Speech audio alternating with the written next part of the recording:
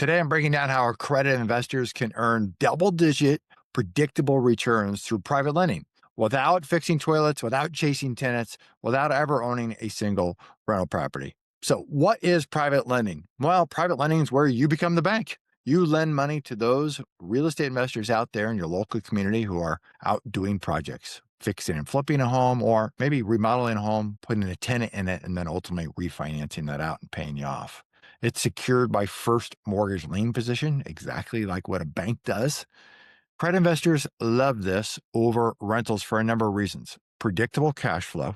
These borrowers are making monthly payments. There's no management headaches. You don't have to worry about a tenant wrecking something, having a party, who knows doing what. They're shorter term. These loans are typically anywhere from 6 to 12 months, so it creates lower volatility. So the process can work in a debt fund just like this. Capital comes in, borrower pays interest ongoing, month in, month out until that loan's paid off, and you ultimately get steady returns, steady income. Inside of a debt fund, returns are typically paid on a quarterly basis or on a monthly basis in some cases. So if you look at private lending compared to being a landlord, the time associated with each of them. Well, the time associated with being a landlord is you have to go, obviously, buy the property, fix up the property in many cases. You have to deal with the tenant.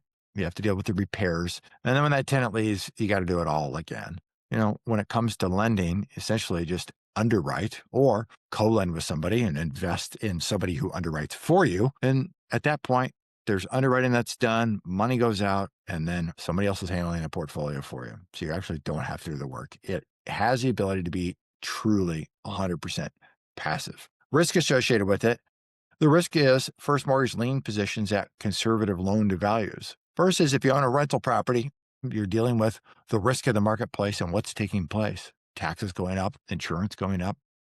You just don't have any of that when lending. And liquidity. Loans pay off. They're all short term, 6 to 12 months. Versus if you own a rental property, you have to take it to market, get a realtor involved, typically do some fix-ups, market the property, have the inspection, do some more fix-ups, and then wait for closing. That process can take months on end. Midwest, that can be a secret sauce here. Midwest is a best kept little secret when it comes to lending. Why? Because it's quiet and it's stable. Not a lot of highs, not a lot of lows. Low acquisition costs make for really good investors to go out there and turn these things into rental properties. And there's predictable demand at the end of the day.